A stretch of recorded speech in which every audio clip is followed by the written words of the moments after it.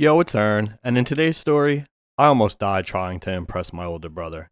This started out like a normal day. I was 13 or 14 years old, and I was super excited. It was going to be a great day. My older brother was taking me to see the New York Rangers play at MSG.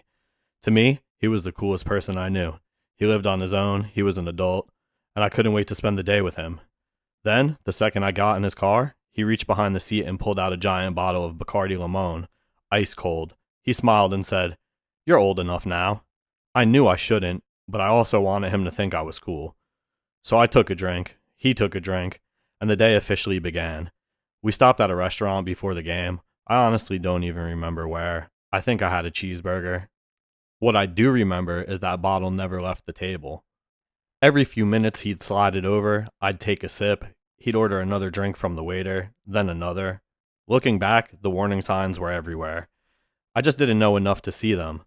When we got back in the car, everything changed. At first, it was little things. He drifted into another lane, laughed it off. Then he almost sideswiped the car. I remember gripping the door handle, trying to convince myself everything was fine. Then bang, he hit a car and never even touched the brakes. That's when I realized this wasn't an accident anymore. This was going to be a really bad day. We entered the tunnel from New Jersey into New York, and somehow things got even worse. Another car, then another. By this point, I wasn't even thinking about the Rangers anymore. I wasn't thinking about hockey at all. I was just wondering, were we actually going to make it there alive? Somehow we did. The bottle was empty. I had enough to feel it earlier, but the fear had completely sobered me up. It's amazing how fast adrenaline could erase a buzz. We watched the game, at least he did. I spent almost the entire game thinking about one thing: the ride home. Because if he drove here like that, how was he going to drive back? We left early to beat traffic. Worst decision imaginable. Once we got back into New Jersey, he was even drunker than before. I finally looked over and said, "Pull over, I'll call Dad. He'll come get us. Mom could get your car." He looked straight at me, didn't even hesitate. "If you want to get out, then get out, pussy." I thought he was joking. He wasn't. He pulled over, opened the door, and left me on the side of the road. I was just a kid. This was before phones had GPS. I had no clue where I was. I just started walking. Eventually, I found a bowling alley, called my dad, and tried to explain what had happened. He thought I was joking.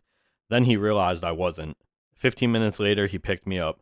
The first thing he asked me, "Which way did he go?" I pointed down the road.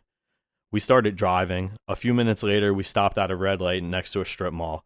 That's when we saw it. My brother's car, police everywhere, and an ambulance. Neither of us said a word. Then the ambulance doors flew open. My brother jumped out and started running. My dad just looked at me and said, "It's in their hands now." We went home. I figured that was the end of it. It wasn't. The next day, we found out he had fought one of the police officers inside the ambulance and punched him before trying to run away. He ended up in jail.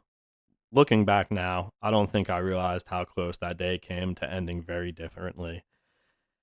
If there's one thing I learned, it's this: don't make dangerous decisions just because you want someone else to think you're cool. If something feels wrong, trust that feeling. One awkward phone call is a whole lot better than never getting the chance to make one. Peace.